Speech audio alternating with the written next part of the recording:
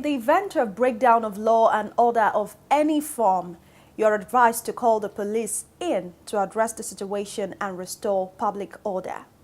But have the Nigerian police lived up to its constitutional duty as the frontline force in the prevention of crime in Nigeria? Have the Nigerian police earned your confidence? Nigeria's President Muhammadu Buhari is clearly not impressed with how the Nigerian police force carry out their charge. He says the police needs to do more in the protection of human life. In an interaction with members of the Nigerian Police Service Commission and the leadership of the Nigerian Police Force in November last year, the president regretted that the inability of the police to live up to their constitutional role as the frontline force in the prevention of crime had led to military involvement in the maintenance of law and order throughout the country. Joining me now for a discussion on the need for urgent police reforms in Nigeria is the convener and Sars movement, as well as Reform Nigeria movement, as well as the executive director of URAF. Segun Awosanya, thanks for joining me on One-on-One. Thank you very much for having me on your show. Okay, so now let's start from your forte. And Sars overhaul Sars, what's the difference? It's also one of the problems we have in our nation. The problem of institutional gaps. Lack of communication, effective communication, lack of understanding of what actually matters. You say one thing, people perceive another, and then they do another, and then you're still not satisfied. So it creates a gap between the leadership and the led, within the institutions and the community, within the town and the gown. So it has been a fundamental problem in Nigeria, as it were. When we say end SARS, we're saying shut down these units that have outlived their usefulness. As at then, when they were created not even by law, not even by an act. They were created based on the need, to curb some demands as at that time, and as at the time when it was when it was created, we are not under the civilian rule as at that time. So it was a militant operational unit, to end or to shut down the activities of hoodlums as at that time. But right now we're in a democracy. We cannot continue to use what was functional under a military rule, under a civilian dispensation in a democracy. So in essence, is that it outlived its purpose? Is Yes. that what you're saying? It has outlived its purpose, and right now the way it is structured, you cannot have armed men, having utopian dreams, on our streets. They cannot, the way or manner of engagement right now, they cannot. If you tell a police officer you're right, you are insulting them. Normally, under normal circumstances, because the way they are from their training, they are not actually meant to be seen unless they have a purpose, a specific purpose while they are out there. So if you really want to keep them, you need to engage them. You need to continue to give them, modalities, standard operational procedures that will make them not abuse their operations, when they engage the citizenry, which is one of the reasons why, apart from one of the stopgaps we put in place in conjunction with the police, where we're trying to navigate the reform process, was to ensure that SARS don't get seen or they don't come out unless there's a distress call bordering on armed robbery and kidnapping. So anytime you see SARS officers on the street, they must have been called based on that. And if they are not, and they are not in uniform, that means they are committing a crime already. They are breaking the law as it were, and they need to be reported, which is one of the reasons why we put out pamphlets in conjunction with the police, with all the numbers of people you can call, with all the numbers of people you can report to, so that we can take up any squad or any team, that goes out without any justifiable cause, for being outside. But then, since the federal government called for an overhaul of SARS, what has changed between then and now? You see, I will honestly say that, when that statement came out, we also released another statement saying that we appreciate the response or the final agreement with all our advocacy in the first 1.5 years, of campaign, that finally the government, they are now agreeing, they are now conceding to the fact that police have been abusing their rights and SARS have outlived their usefulness. Before then, they were counter-accusing us They were, raising, paying protesters to smear us. They are doing all sort of things just to deny what is real.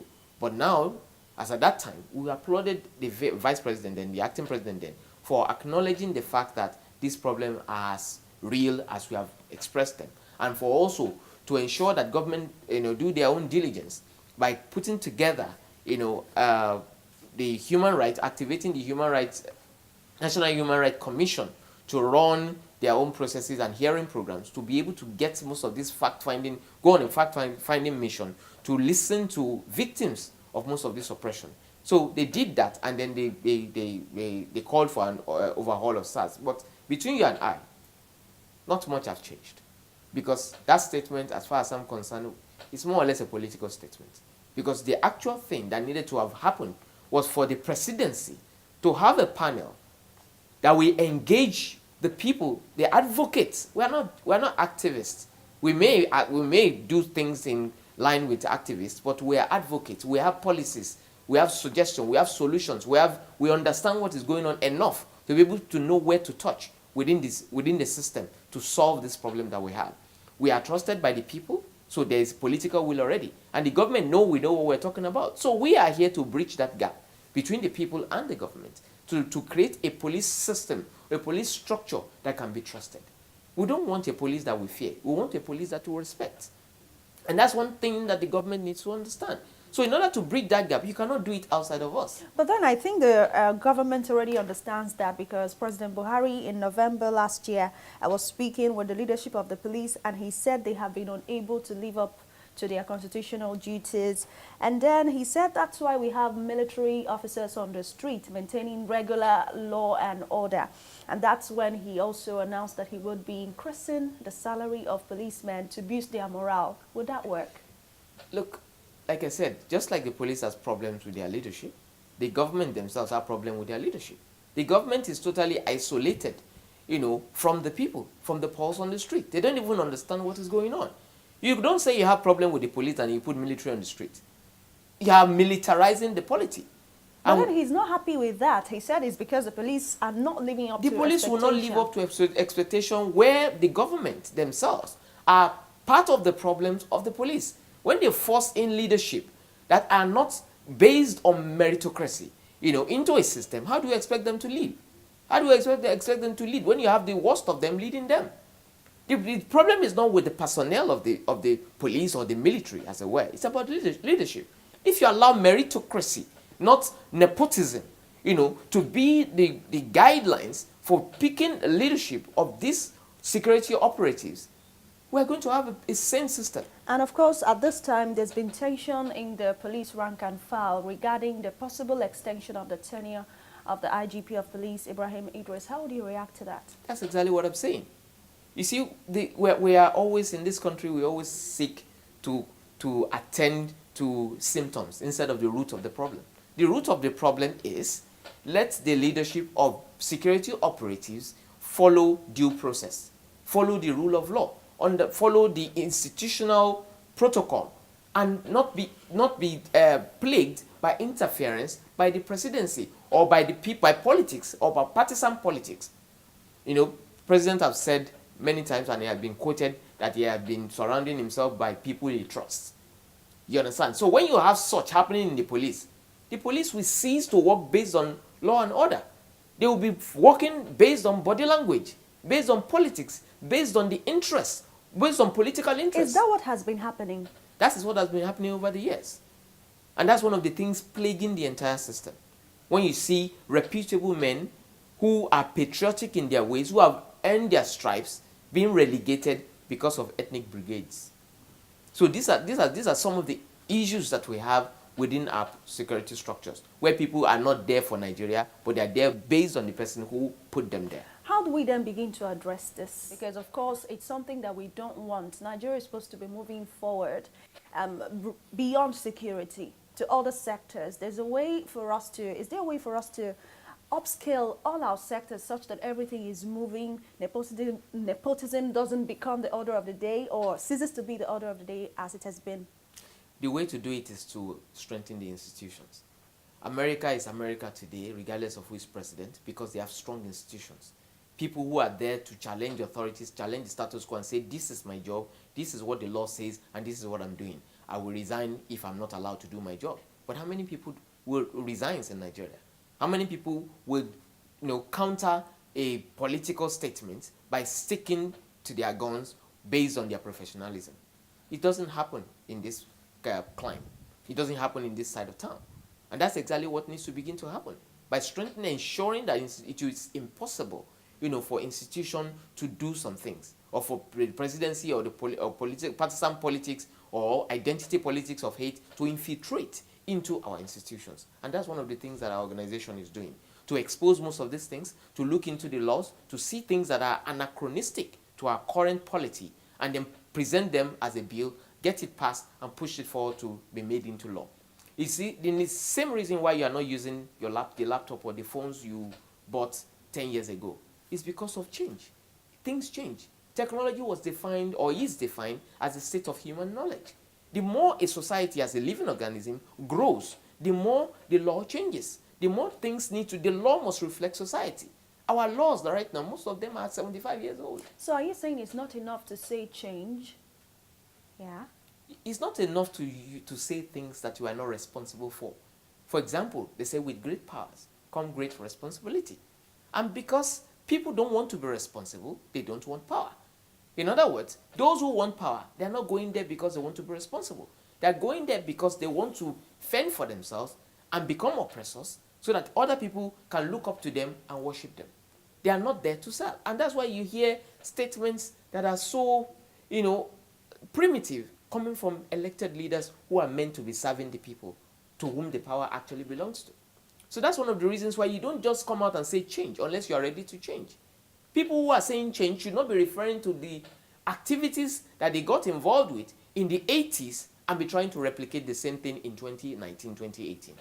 Okay, so are you saying that the leadership that we have in place in Nigeria is not ready for the next level, is not contemporary, as it were? I don't need to say it. Demonstrably, they are proving to us that they are not ready to move Nigeria forward. They are telling us that they prefer the lives in 1983, and that's why they are keeping everything in 1983. Economy is reflecting 1983. Security is reflecting 1983 and beyond. Policing is reflecting 1983. Every single thing across our economy, across the structure, our institution, is showing what used to be under the military interregnum. So what does that tell you? It begins to tell us that Nigeria has been set back.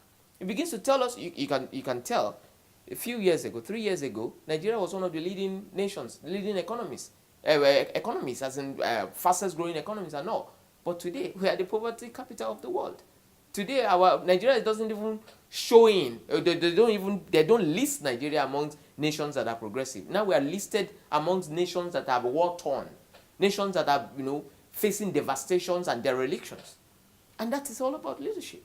Okay. So the same thing. The police is just like it's a microcosm that mirrors the nation. Okay. Now that you mentioned the police again, now the president is saying that he is going to increase the salary of the police officers to boost their morale. How far will that go? You see, if you increase the salary of an average officer to 100,000, the problem will persist. Why? It is not about money. And I believe that with leadership needs to have an understanding of what the society is, of how the society works, and how the psyche of Nigeria works. It is not about more money. How many people have gotten a raise in their jobs, and because of the raise they got, they love their jobs more? No. It is about self-actualization.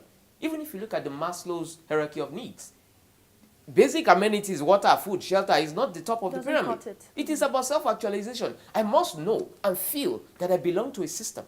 I must know and feel that the system cares about me. I must know and feel that if anything happens to me, my children will not drop out of school, my wives will not be forgotten, my pensions will be paid, and all. Most of them are still alive. Their salaries have been delayed for 6 months and more. Most of them are still alive. Their pension is being denied. If you pick 3 officers right now of the same rank, most of them are not getting the same salary because of the IPPIS system. You understand? There are problems everywhere you look. So increasing that salary, yes. the value to each officer may not even be up to 4,000 naira. So what exactly is that increase? Something they can make off the street by robbing citizens. Do you understand what I'm trying to say? So it's not about more money. It's about care. It's about relevance. It's about future. There must be something for that every officer must be proud of, to look forward to. There must be a future. And that is not what, And that is not there. that is why you say police reform as well. So where are we now on the road to police reform? We are still on the dialogue state. We are still tweaking. We are still looking at the problems right now as we speak. Government have not shown any responsibility whatsoever on calling the stakeholders together to say, look, where do we go? Where do we go from here? They've not even taken that mood. What is happening right now is National Human Rights Commission woke up from their slumber after the pronouncement by the acting president then, and started doing public hearing. And that's where we are. They're still supposed to come together with the public hearing, put the findings together, then advise the presidency on where to go. Right? Truly, from what we have seen, this special unit must be shut down. How do we accelerate this process? Well, it's the process is before bureaucrats, people who push papers. So you can tell it will be as long as a lot of protocol and politics, embedded in all those matters. But we're not waiting for them anyways. They are where we used to be 10 years ago. So while they are struggling with that, we will continue to put pressure on National Assembly to quickly finish the repeal and the replacement of the Police Act, which has been derelict for many years. It's been over 75 years since that act has been touched. And without touching that act, nothing can be done. That act, actually, what it does is it pictures the police in this constabulary pyramid or prism, meaning they are there to protect those who rule us, to protect the people, the rulers from those they are ruling. It's the same way it used to be in the colonial era. That's exactly what is still running right now. And until we change that rule, that mold, that forge, nothing is going to change. Okay, so I'll take you to one issue, a case that was reported, a drunken police officer whose video broke the internet. And the Commissioner of Police in Lagos came out to say no more sales of alcohol in police communities. Are you privy? Did you come across that at the point, and how would you react? You see, again, these are vestiges of wrong square pegs in round holes. Leadership of the police, should not be based on favoritism. You should not be appointed a commissioner because you went to school with a governor. You should not be appointed a commissioner because you know somebody or because you deposited an amount of money. It should be based on meritocracy. It should be based on the fact that you are a qualified police officer to handle that situation and you understand what lies at stake. Banning of alcohol, around police premises does not stop policemen from drinking alcohol anyways. Like banning any goods, stop the goods from being in circulation. No, it creates a black market and even makes the goods more valuable. That's one thing you need to understand about the human psyche. So that's not the case. The case is about leadership. It's about discipline. It's about order. Police right now, they are idle. Let me just put it that way. Because they don't have leadership. The protocol has been slacking. The operational procedure is not being followed. They just wake up every morning and they look at who to implicate so that they can raise money. That's what they do. Okay, so you think essentially it boils down to leadership. It boils down to leadership. From the top to police and everywhere. From the top of down to the constables. Because as a way, the same commissioner of police, gives order for policemen to go on the street and arrest anything that has breadth and occupied space. So when they do that, they take them to one task force or task force office, they release some and keep some and ask some to forcefully release 70,000 naira to the state. So they do all this on a daily basis. And on the average, in most areas, over 500 youths are taken. We have to go now, but I won't let you go without asking this. Now we have a report by Amnesty International titled Harvest of Deaths, and they made quite a number of pronouncements about what's going on regarding the fight against terrorism, how many soldiers died and all that. And they've been talking with the federal government more like a banter. Federal government says they shouldn't have said it as it is and all. When people come out to say things as it is in Nigeria and to lead movements, to address social issues, they become enemies of the state. So I wonder how you're able to lead NSAS and still you're good and you're okay without any issue. How are you able to do that? There's a tone to everything. No two saxophonists sounds alike when they play their saxophone. No two singers or vocalists sounds alike. The same way when you're running things like this, it is not just about the fact and figures like that. sometimes as a valuer, I've taught students and I've also been taught that people who go to a king and say, oh king, you're going to die in the next few days, get killed. And people who come to the king to say, oh king, your children will outlive you, and he gets rewarded and he has everything. It is the same fact and figures. He's going to die all the same. But the way you present your facts and findings matter. You are not actually appealing to anybody, but you are trying to show empathy, to show understanding, to show that, look, we want solution. We're not just trying to make a name for ourselves by reporting the crimes and the things that are not happening, that are not going well in your country. If you are in America, you are in London, and you are running with CNN and the rest in such countries, nobody is going to come and bring their jackboots on your door because institutions work there. In Nigerian society, Nigerian institutions favor whosoever that is on the throne, if there's any such thing in a democracy. We run a pseudo-democracy, something that looks like a democracy but is not actually a democracy. It only quacks like a duck, it's not a duck. You understand? So, with such isomorphic mimicry of things that seem to be ideal but are not ideal, they are actually something else. When you come into such society, you need to garner what is called political will. If Nigerians have ownership in Amnesty International by them engaging people who are actually doing this work, who are actually going deep down to, because engaging security operatives is one of the most dangerous things you can ever do in Nigeria. That's true. And that's why Police Act has remained the way it is for 75 years. Nobody wants to bail the cat. There have been many people paying lip service to reforms, but they are not going to do what they need to do. They won't confront anybody. But to confront people and still be standing, there must be something you're doing right. So what are you doing right? It is not just one thing. There are a series of things leading to the result that you're seeing today. So you cannot really specifically pin it to one thing. There are a series of things. So give us just a tip. An example is this. You are dealing with figures that are alarming. Have you reached out to the army? Have you reached out to the presidency? These are the things we will have found. These are the things that people are going through. What are the things, have you heard about them? What are the things that you're doing, to make sure that this stops? What can we do to help? Okay, so back to you. How do you do your saying? That's exactly what I'm trying to explain. If I see some things that I know that I cannot stand and I cannot allow to continue, I will call the people involved. Let them know that this is what I have found. Let them know that this is what, and give them data. I'll share my data. This is what the people are saying. They don't know where to report to. They are reporting to us. And I'm asking you now, objectively. There's no political anything there. I want Nigeria to work. What can we do to help you? Even if it's going to cost money, I am bringing the money. They will see genuinely that, look, what you have is not a weapon. It's not a malicious anything. So they will be willing to work with you. And when you report those things publicly and people react to them, they know that you're not doing it against the government. You're doing it for the betterment, of Nigeria.